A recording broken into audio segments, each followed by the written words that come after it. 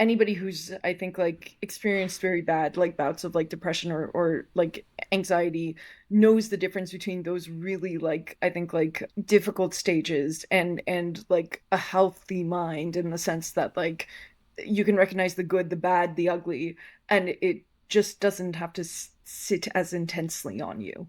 And I strive Mhm. as much as possible to sit in that like environment because I think that's where the work can be done.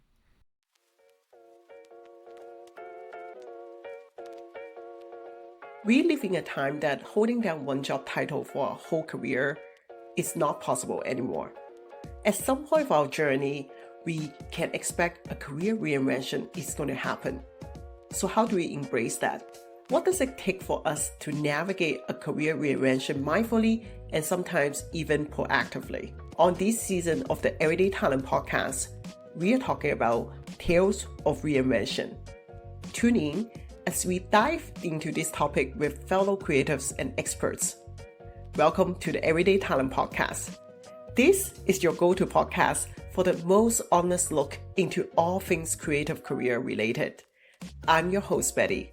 I'm a creative, a nonprofit consultant, and a career and business coach for creative people just like you. Welcome back to another episode of the Everyday Talent podcast. I'm your host, Betty. I'm going to open today's episode with a big question for you. Do you like your current job or current path? If not, or if you're not sure, are you familiar with that recurrent feeling that something is off? Sometimes we can suppress that feeling, but sometimes that feeling suppresses us. We hit a point where we can no longer lie to ourselves. And that's what happened to our guest today when she was pursuing her first career path. On today's episode, I'm joined by Nedda Sarshar. Nedda is now a writer, filmmaker who has garnered international and national recognition. Her short film Unibrow is an Oscar-eligible film that won awards and have shown in some of the best festivals worldwide. But what people don't know is that Nedda was originally trained and was on a path to become a lawyer. What propelled her to change course? What is the process like? Let's hear from Nedda herself. Welcome back to another episode of the Everyday Talent Podcast. Today on the podcast, I have a fellow filmmaker here with me. Hi, Nedda. Hi, Betty. I'm so happy to be here.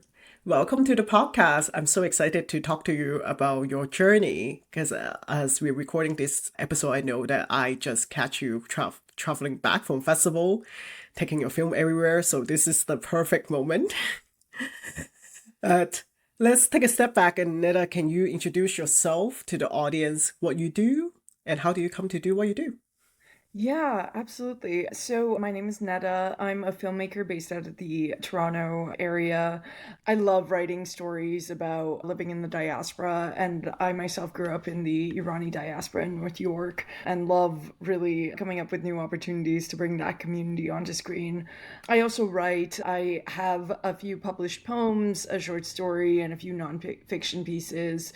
And I'm a member of various art organizations in Toronto. I've been very active with and attribute a lot of like my success and a lot of my like connections through BIPOC TV and film, through the Real Asian Film Festival, through the Breakthroughs Film Festival, which I'm actually on the board of.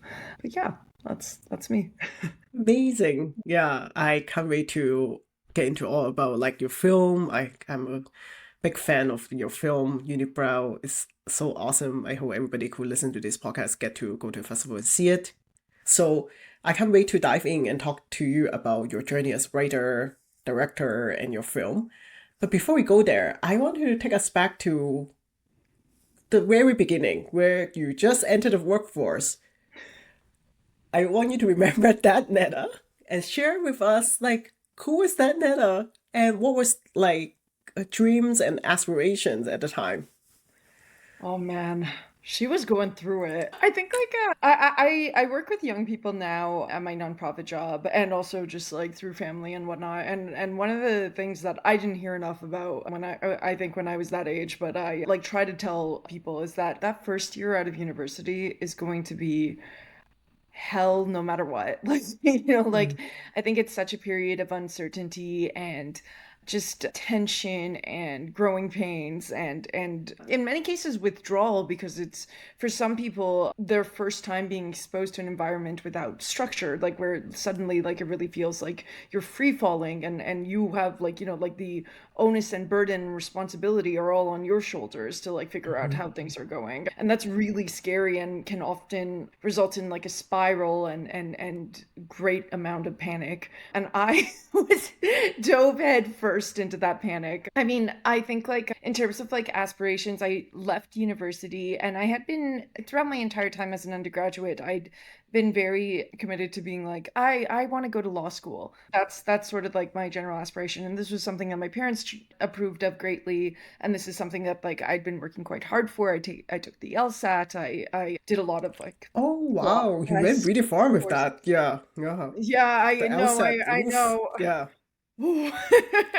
The LSAT's actually like I mean I still enjoy like the logic games. Mm. That's super nerdy to I say. actually also enjoy logic games. Okay, We good should to go. like Thank you. This is a safe environment. Like this is a safe zone. Yeah, judgment free. Yeah. yeah, but no, like the rest of it's like awful. Like like no, Mm. it was brutal. Like it was like it was really hard. And so like, but I'd been very committed to that path. And like pretty shortly after graduating, I was like, wait, I actually I don't think I'm ready for this. Like I don't think I'm ready to go into like 3 years of law school, and I don't even think that I'm really prepared for what comes after that. Like every time I thought Mm. about going to law school, I thought about like, okay, I'll become a lawyer like by like on paper, and then I'll go do something else.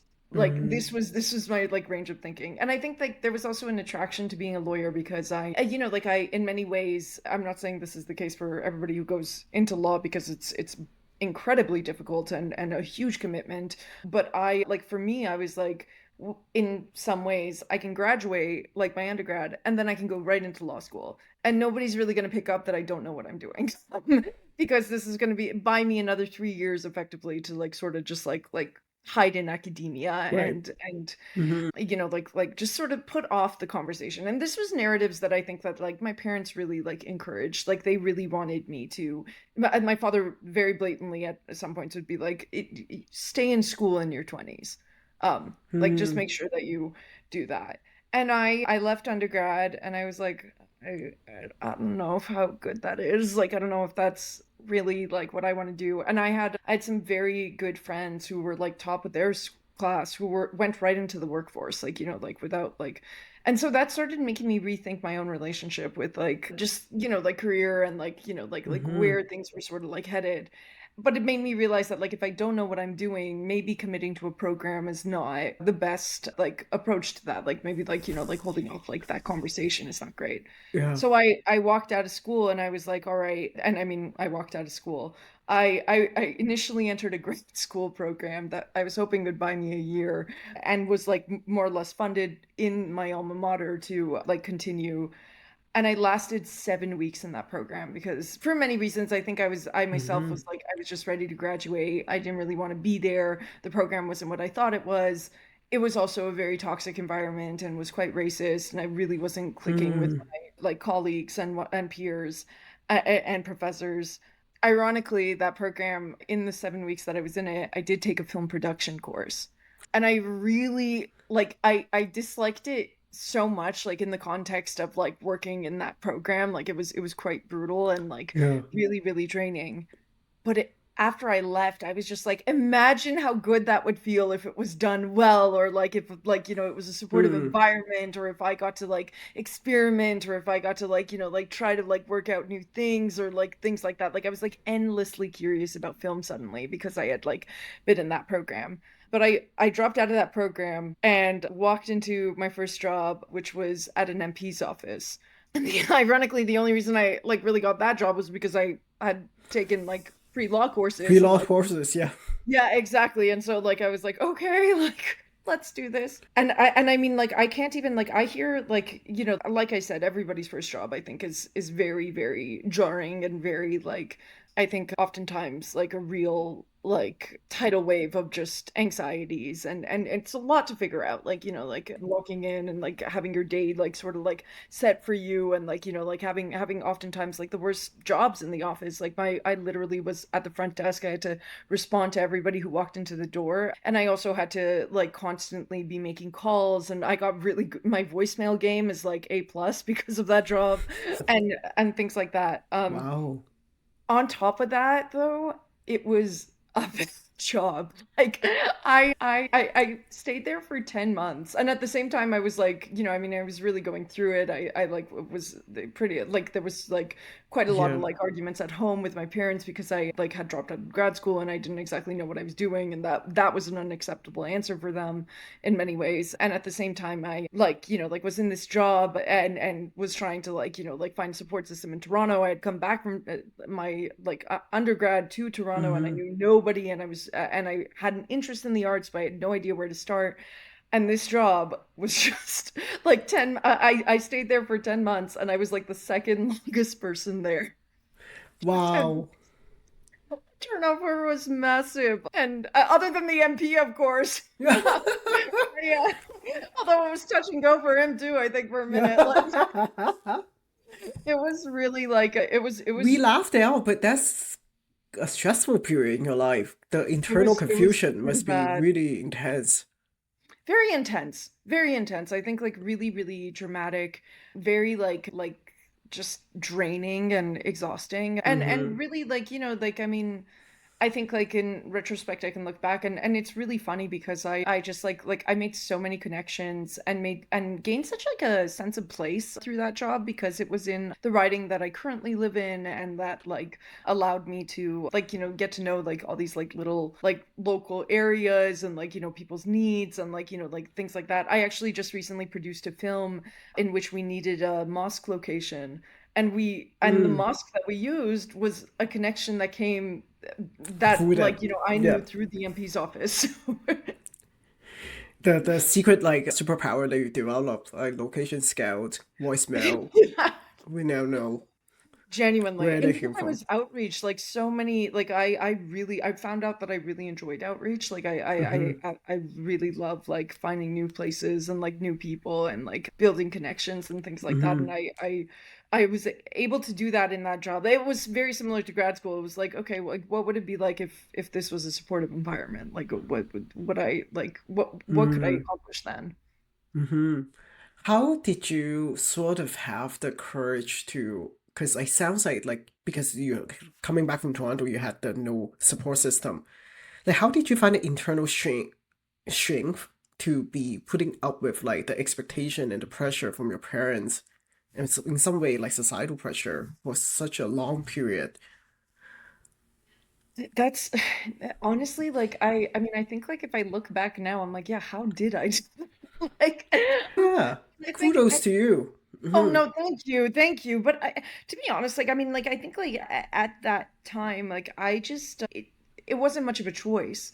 Like it was just Hmm. literally like it was put up with that pressure or be miserable, like Hmm. like and or be really like like stuck, or feel or like make surface level decisions that maybe felt easy but that I knew on the inside was incorrect for me. And I think like at multiple points it really came down to like being like I think I would rather trust my gut and be wrong than trust somebody else's gut and then never be able to build my own relationship with my own like decision making and my own like agency and independence.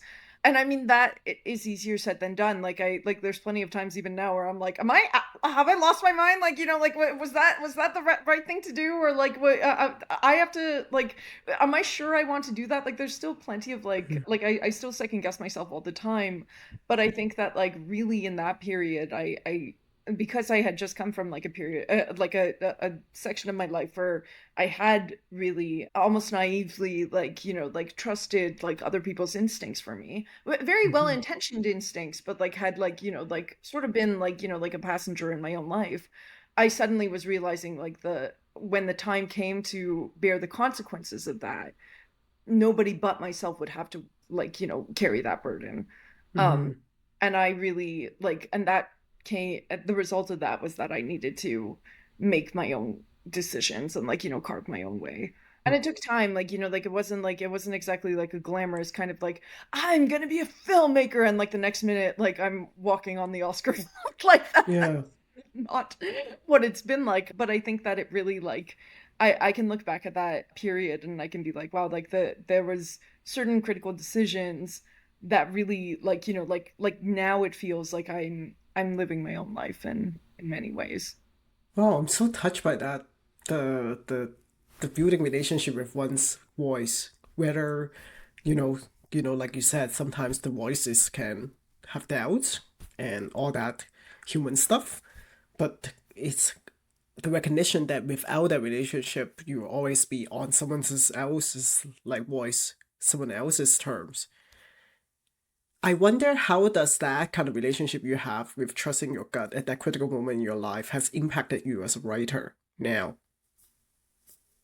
Ooh, that's a good question. Do you mean in terms of like content or of what I write Yeah, or I guess like yeah, I should explain like in some way I feel like writing is a very much of like trusting your voice kind of exercise. And there's lots of like doubting. It's a mess in there. feel like, I Mm, mean, I wish that my relationship with writing was like this like calming, like, soothing, like sitting in a bath kind of process. Like oftentimes it feels like I our have all our collective imagination of the suit. absolutely yes. That's what I aspire to. Like Mhm. that's what I'd ideally like. Most of the time it really feels like I'm in like an interrogator's room. And like somebody has put like a flashlight on me and it's like right, or like give us your deeper secrets, or like tell us your truths, or like like it really like, and so oftentimes like it feels like there's so like with writing there's, as you said, like like it's a real like like journey through all of your insecurities, like through all your self-doubts, through all like like the pains, like like my procrastination peaks when it comes to like my writing. Like I have to like there's certain times where like I'm writing and I have to like get up and like go for a walk just to like like calm myself down and like like talk myself off an edge and be able to come back. And so like in many ways, ironically, like I think like there's been more than once where I've been like, look, I have a hard enough time because I have to write. Yeah. I have so many like like insecurities and like so many hard conversations that have to come up with myself because I have to write. Hmm.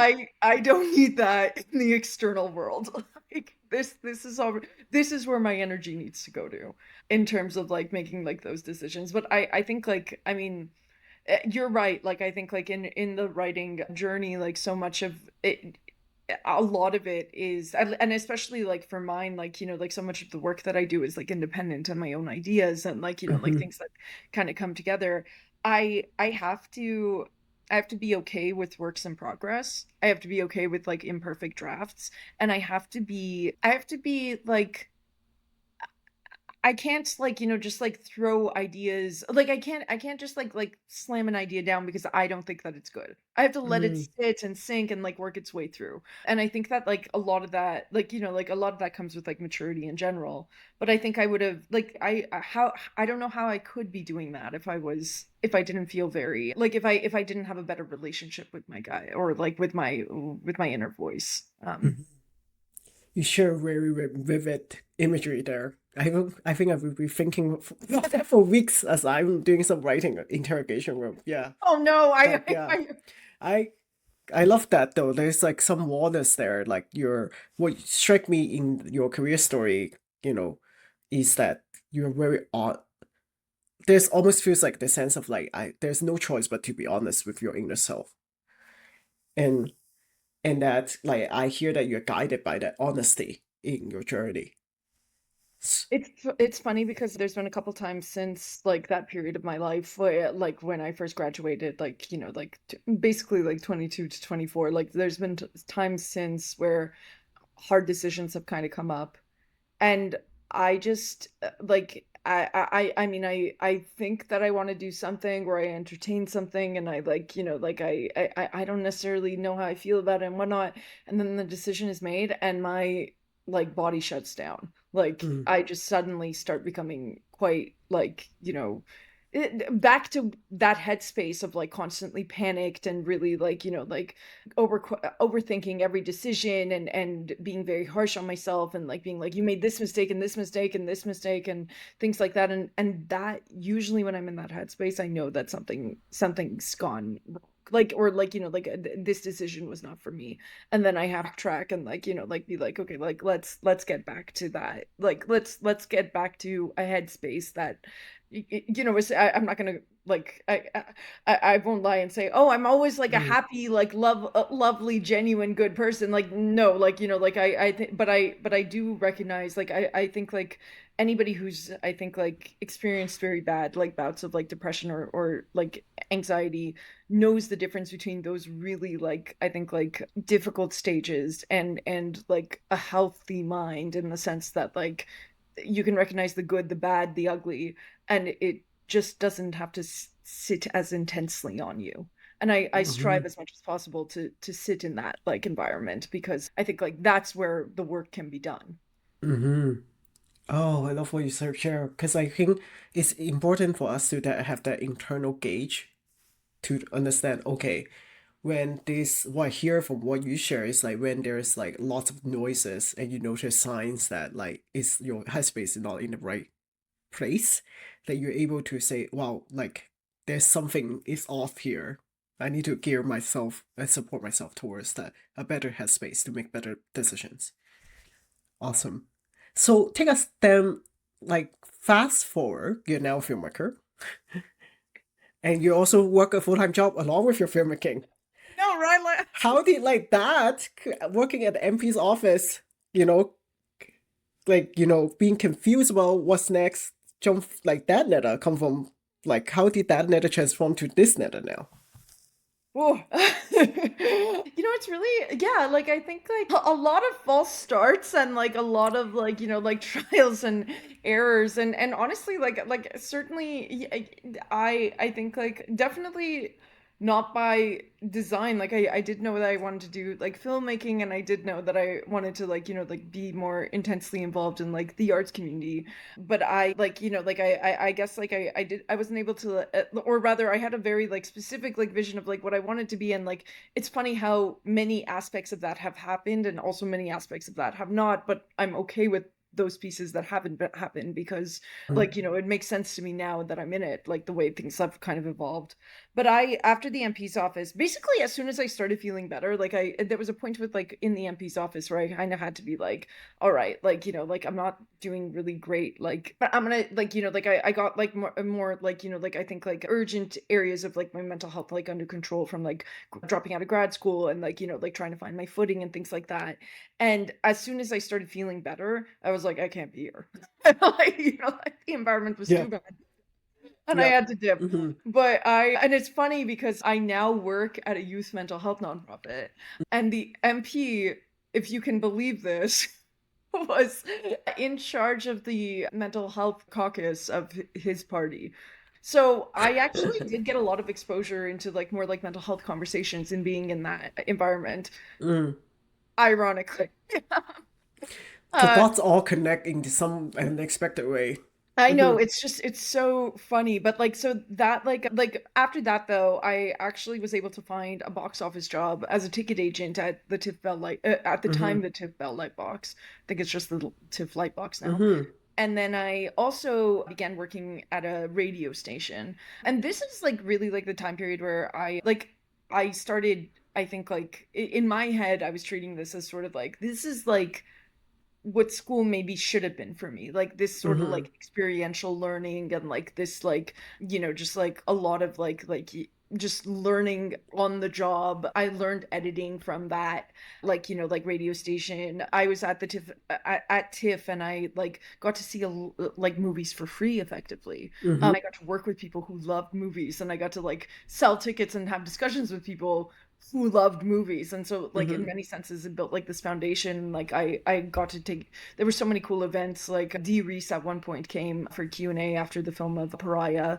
and it was incredible to see and be part of. And then I like like got more like familiar with the like, like the festivals that would like Real Asian that would come into TIFF and like, like have like the screenings and things like that. So pieces started coming together in terms of like the communities that I wanted to be part of right after that job.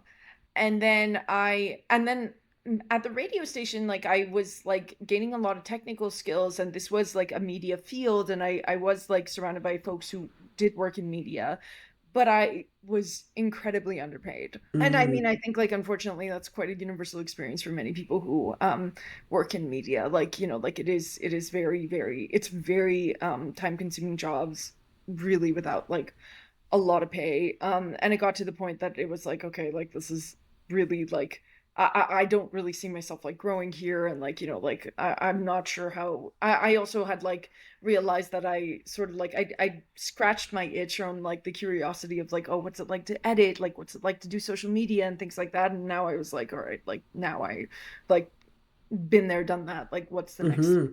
like step? And that then also through like, like the connection, ironically, like through a connection at the MP's office, I was able to build out my first nonprofit job.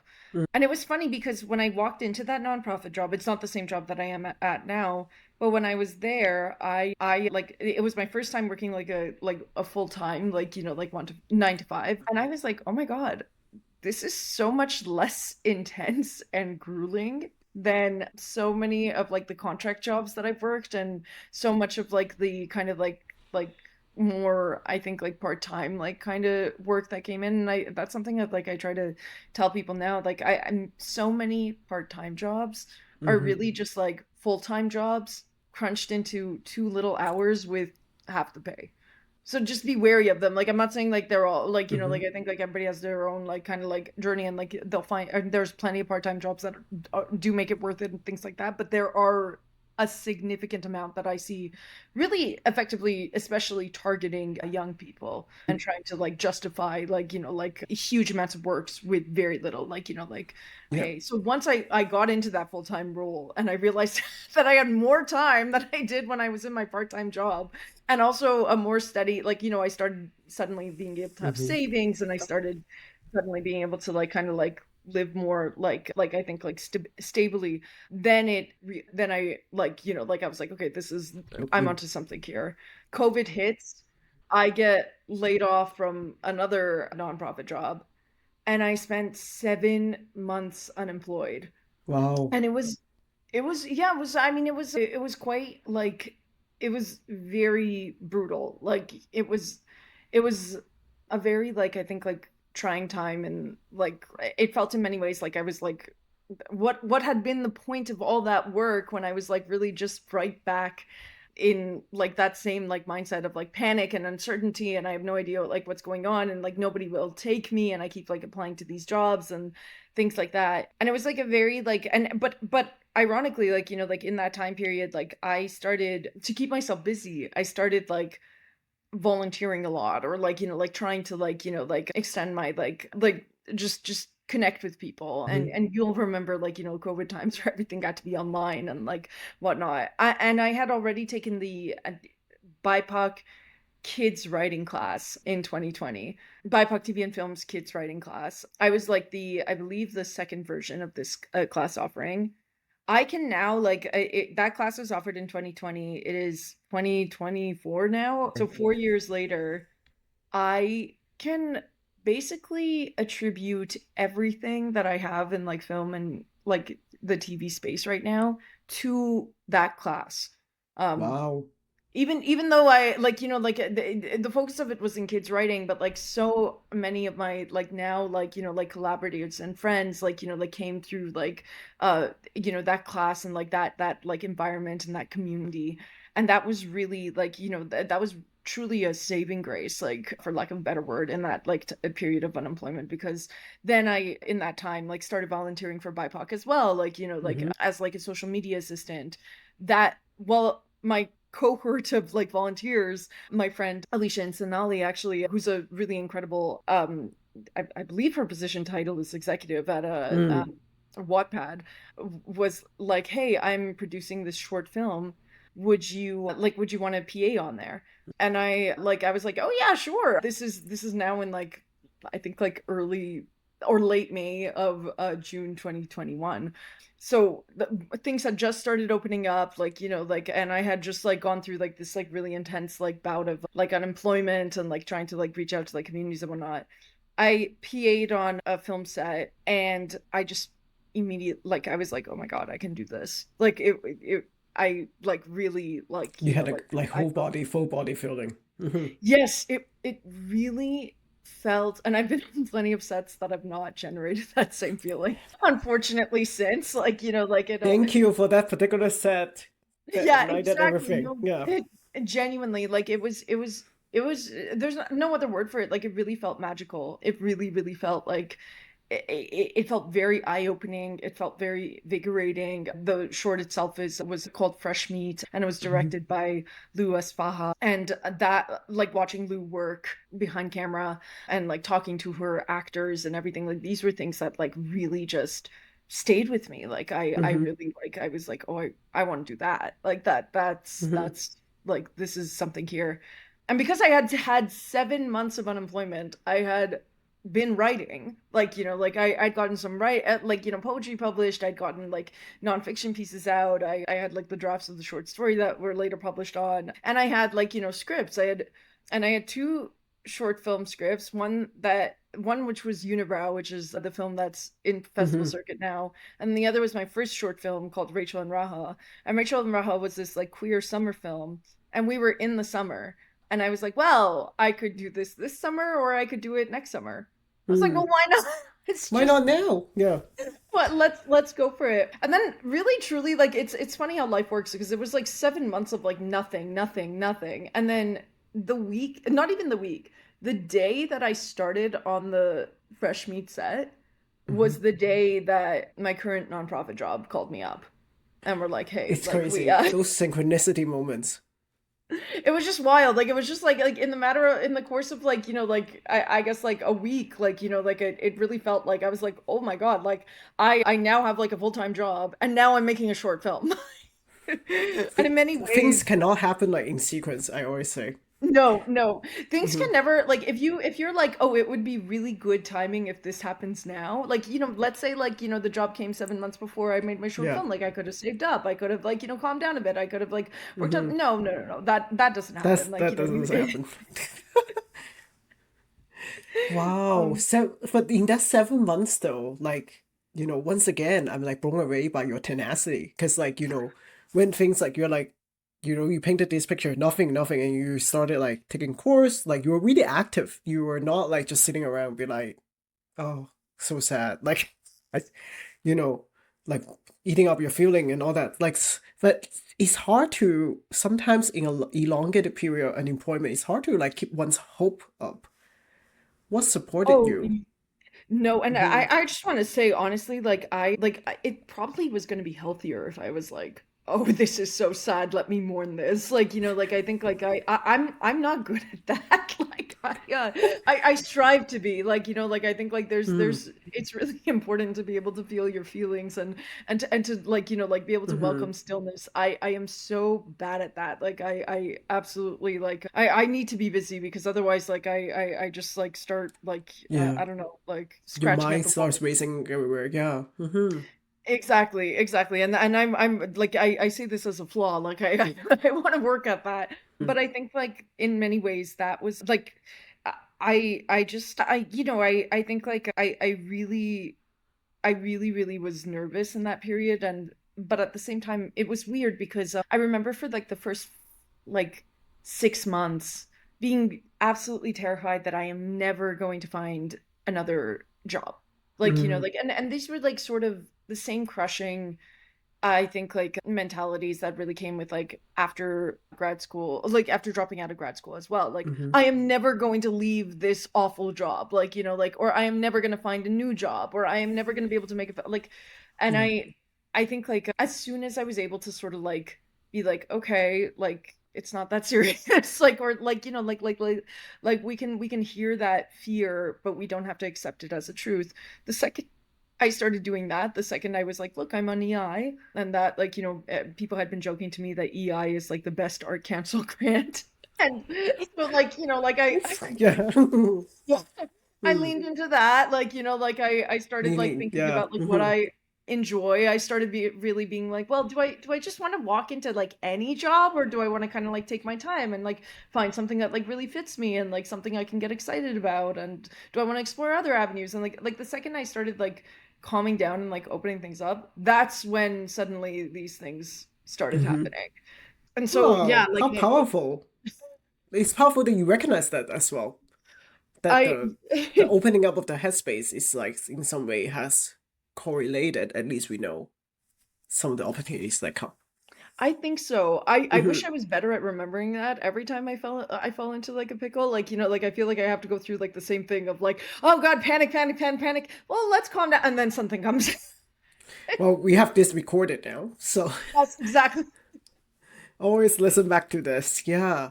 So and then now like I feel like we are just like going through like a movie like this. You just painted the second act, and then, of course you have many acts to come. But then right now the third act is the you co-holding these two universe of your nonprofit job at a mental health like charity and being a filmmaker. Tell us about that. Yeah, I think like it's like I said, like like within the course of a week, I went from being unemployed and Mm-hmm. being very like like I think like having my time very undefined and being very uncertain of the future to suddenly having like like a full-time job and making like a short film, like oftentimes like synchronicity, like like very like I had one laptop that was like for my work and then one that was my personal laptop, and Mm-hmm. I like, like I would complete a meeting or I would send an email on my work laptop and then I would send another email about my film, like, like Right. on my personal one, like just literal, like, back and Mm-hmm. forth. And I remember thinking to myself, like, this is pretty intense. I like, I don't know how long I can keep this up. And to be honest, Mm. like 3 years later, like Mm. I've been more or less like in many aspects like at that pace. But I think like Yeah. for me, I've gotten so very lucky in finding like a workspace that really values, I think, like their like the flexibility and like like mental health, like like well-being. And I think like that like like I've been like lucky to have like like a support system through work that has Mm-hmm. allowed me to to really like be able to pursue filmmaking and like be able to pursue art. And ironically, like like I think like I joke to everybody that like I had applied to so many industry quote unquote industry jobs, Yeah. especially in that period when I was unemployed, like like, and Mm-hmm. I had just been consistently rejected. If I had gotten one of them, I absolutely would have gone for it, like that would have made sense. But like Film industry. Mm. Listen to this. well, Mm-hmm. I mean, I think like these are very competitive jobs and they oftentimes comes with like very intense hours, and they like by nature of the work, they are not flexible. And then Mm-hmm. ironically, that like was everything that I was able to get with my nonprofit job that then allowed me to pursue like my own art. And I think in many ways, like I think like at times there certainly has been a number of times where it's been like, oh, if I just like if I had like more time, or maybe if I wasn't like like at this day job, like I could like like really be doing film like more seriously and things like that. But I actually like like I mean like that's sort of like not my best self-talking, like that often comes from like a space Mm-hmm. of anxiety. Like I think like more often than not, I'm able to recognize that I think that that space, like, and like, like the ability in a sense to like, I guess, like have both and be able to like Mm-hmm. work in both have allowed me to get farther along with my like, like filmmaking pursuits than otherwise. Yeah. Um, I don't know if that'll stay the same forever, but that like, so far has been something that I feel like I've been able to take advantage of. One thing that like I think in our previous conversations that struck me about your journey is also like just because you pursue and you are going doing everything you can to pursue your passion in film, it doesn't mean that you have to forego like the sense of stability that your job gives you. And I think that's so important to note to people who are listening to this podcast and people who are considering to pursue their passion mid-career, because like we often pin that into kind of like either or, like you either go in 100% with film or whatever creative endeavor or the passion that you always had, or you are like staying at your stable job. What's your take on that?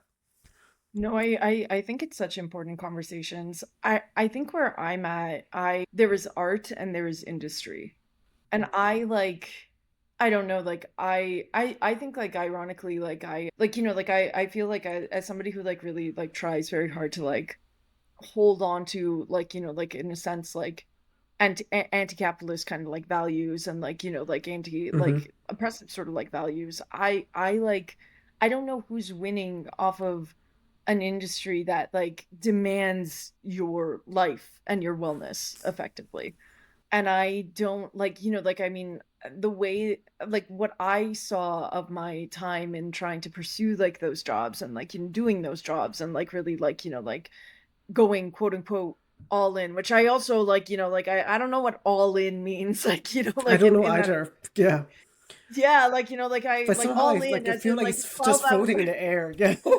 Genuinely, Yeah. yeah, exactly. Like 12 Mm-hmm. hours of like, like set jobs that like, like don't then like give you like time to like, like I don't know, like spend time with your like family and like loved ones and like, like breathe and like work on your own projects and things like that. Like is that all in? Like I don't mean to like, I mean like I know plenty of people now who really like love their careers like in kind of like Mm-hmm. industry and like are able to do really like like and who like are making things work for themselves. I was really struggling without like the flexibility that came with like a lot of these like industry sort of like rules. And then I was also struggling with the time in between jobs. Like Mm-hmm. there's so few permanent like like long-term kind of like placements. Like there's oftentimes like something that'll come that 5 months is a long time in our industry. Like like and that and like like I in so many other like spaces like that like 5 months is Mm-hmm. nothing. Like like what is that like so I was really struggling with that. I also was really like I think like realizing that like I really like like with like the day job like right now like one of my films is in festival circuit and I really need like like I've been lucky enough to be able to travel with it to many of not everywhere but like to many of like the festivals and that like like that sort of like financial independency comes from having a day job. And so like like in many ways like the experience is all that more enriched because of that. And so I like I mean, I don't know, like I for me I'm oftentimes flabbergasted at like the way that we normalize such intense conversations like in the space. Like I've been there's been times where like it's been named that like you can do this like you can work in like you can climb like like I don't know like the scene or like the industry ladder but you might not be able to have kids and that is just such a I don't know I like wanted that to like, swear. Yeah, I know. it's just It's so I like know why some of are the why equations that are like, yeah. It's like, oh wow, you just said that to my face. Yeah. yeah genuinely like like Yeah. I know like or like and it wasn't like like it's just like something that's like noted named like like this Yeah. is just something that we've like all normalized and like I've also heard that like it's been named that like film sets are built around like largely like like white straight men who like to do Mhm. coke like like those are the only people who are able to like keep up with that pace and like really able to and everybody else is sort of like just has to like So consume. it's like, traveling on the festival circuit, and like there's like a, unspoken rule about like, oh, people who are single and don't have family can hold those jobs longer. Yeah. And it's like, what? Literally. Why? Why? I don't Yeah. understand. Like, and I Hmm. think like and I mean like in a lot of ways, I think like also by working in the job that I have, like my day job, I also like like I think like those conversations get so normalized and like like when I was younger, I really like I took them as like I just heard them like I was like oh Hmm. right okay yeah absolutely heard got it like we'll make Same. sure. Yeah. Okay. Yeah. Like take it as like a take it in kind of thing. Yeah. Hmm.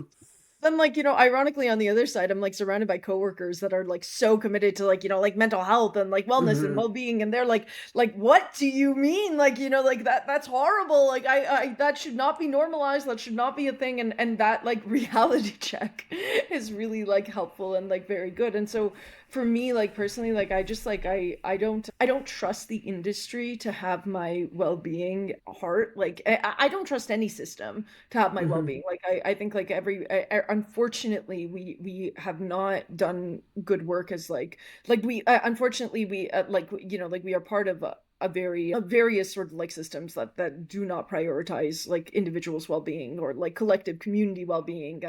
But I especially do not trust like this industry, like like to really like have my long-term wellness at front. And so I like my only way of kind of like being able to sort of like circumvent that is being like, okay, let me take like the fundamentals and like the foundational things like wellness and benefits and Hmm. like vacation days and like flexibility out of their hands, and let me have those needs met somewhere else, and let me then stay here for the art and be able to kind of like negotiate that space on my terms. I have to say, like, even though I'm interviewing you, I feel so seen in what you just said because I feel like this is why I'm like always like sort of like haven't been in the industry all in quote unquote before. I feel like my wellness is better kept when I'm like half of my foot is in. And and I think it comes from that same place where I'm like I don't trust like to bestow myself my wellness, my well-being to be completely under those some of the tenets or unspoken rules of how this film industry or media industry is run. Yeah. Absolutely. No, and Hmm. that like I feel like I long for the days in which we like the more people are able to just like voice that and like like sort of, and I like to think that, and I mean like I think like in these last like couple years like we've really seen like a lot of movements that have gone lengths to like be able to name that. Like there were so many during when the strikes were happening in the States. There were so many like examples of like writers who had gotten Hmm. Emmys and like been nominated for things who were like, I was on food stamps while I was doing that. And I just remember thinking like that's not funny. Like that's so horrible. Yeah. Like what a awful position to put somebody in. Like that's incredibly exploitive. Yeah. Um We should not promote that as like the norm that we go out that above and beyond to sacrifice for our career. Yeah. Genuinely. Yeah. I feel like you and I can go for like coffee and talk for I hours on this topic. I'd love Many to. topics. Yeah. My secret agenda with coming on this interview was that I just get to talk to you, Betty. Like, Oh, do you think that was not my secret agenda? okay. Yeah, so I would be like the surface to not talk about like your film and that it's been your short film Unibrow has done incredibly well. You just came back from like festival, it's gone to festival around the world. I'm curious to ask you, you know, although this question might be too early, but like what are you looking forward in this next year with everything, not just film, but maybe your wellness and your career. I think like ironically, I think this year is going to, and well, first of all, thank you. Like that's very Hmm. kind. Like, and I'm also like I've been really excited by like like the journey Unibrow's like been able to take, and where I've also been able to go with it, and the conversations that I've been able to have with people around it, which in many ways I think was like back when I was like 22 and like had dropped out of like grad school, had been like like situations and like scenarios that I was like I want to do that. I want so it's been really Hmm. nice to have that effect. I think ironically, I'm about to head into another undefined year. I don't exactly know what's happening next. I have a few like, like projects and like a few like game plans and that I want to pursue, but nothing concrete, like nothing that's like, like sort of like set in stone. And I think that like I'm approaching a different time of my life, like like as well, like in terms of like like do I keep making shorts or should I like think of like a feature, like, and I also like I'm just like, like it's definitely it's definitely I remember the last festival I went to with Unibrow was the Palm Springs Mm-hmm. International Short Fest, and it was such a thrilling experience with so many like incredible films, and then the filmmakers present to be able to connect with. And I remember walking out being like, oh gosh, I have more questions than I have answers. And so this year, I think I think I am gonna do my best for this next bit to like be okay with that, and like to accept Mm-hmm. that like as part of the process as well, and to just sort of like, like try not to like panic myself into a decision, and like, like try to like sit with like that uncertainty. That if anybody who knows me, including yourself, Betty, knows how that is, Mm-hmm. for me, like, that's, like, the real challenge, but, like, I think, like, those are the sort of things that I, like, looking to do in this next year, but, like, on I guess, like, on a more, like, kinda, like, surface level sort of thing, like, Unibrow is still in festival circuit. I'm looking forward to, like, seeing where, like, it finally ends up. I'd love for it to be, like, widely accessible, on like some sort of platform, so trying to figure that out. I have a few writing projects that I'm looking to like, like finalize and like move down like those paths. And I like, like more than anything, I also like I'm on the board of the Breakthroughs Film Big Film Festival, as I Festival. said. Mm-hmm. And that festival is happening in December. And Yay. Mm-hmm. I'm very excited to see like, like that hard work like pay off as well. So I think like, like it's sort of it's weird because it's like the same old, but also not the same old. I think I'm entering like kind of like a transitional year. Yeah. Thank you for being so honest about that. And I just want to say when you said like, you walk off Palm Spring and had more questions than answers. And I know that sitting with that uncertainty is difficult. And at the same time, I ironically, like when entering in 2024, one of the wish that I had for myself was like ask better questions about myself. And and I just think it's such a powerful thing to be able to sit with questions and ask yourself a different question and explore a different avenue. That's in sometimes, like not sometimes, I think in any time is more important than the output that we put out there.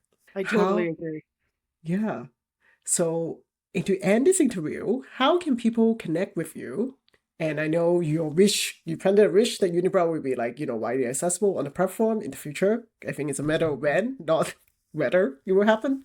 Thank you. So, Oh. but in the meantime, if people hear this like interview, they want to connect with you, where they can find you. Yeah, so my Instagram is at Nedsjon, which is Neds John Jan. I also have a website, www.neddaSarshar.com. Awesome. I put all my like Weebly skills to the test to get that going. So Yeah, so we put all those in the show notes for people who want to connect with you. And best of luck with I know the festival circuit is not finished yet for the film. And also, like, wishing you best of luck in terms of, like, sitting with the uncertainty and giving grace to yourself from walking off from a very busy period. Yeah. thank you. Thank you so much. And thank you so much for this space to be able to like have such like rich and impactful conversations. Thank you for sharing. Thank you so much for listening to today's episode on the Everyday Talent Podcast. This is the go-to podcast for the most candid takes on all things creative career related. If you like what you heard today, be sure to follow us on Apple Podcasts, Spotify, and or whatever platform you listen to podcasts. I also encourage you to share this episode with a creative friend. That will go a long way in helping us to support more creatives and make them feel seen. And if you're looking for more content, subscribe to my e-newsletter, Passionate Enough, where I share insights on how we can give ourselves permission to set up a career so that we are just passionate enough in what we do, make our art, and work to live rather than live to work. And if you're looking for one-on-one support, I also have 2 one-on-one coaching programs dedicated to support creatives looking for mindful reinvention in their career and or go beyond aimless hustle in their freelancing. Check it out in the show notes and book a free consultation call today. May we build a creative career that nourishes our life and not sucking our soul. See you on the next episode.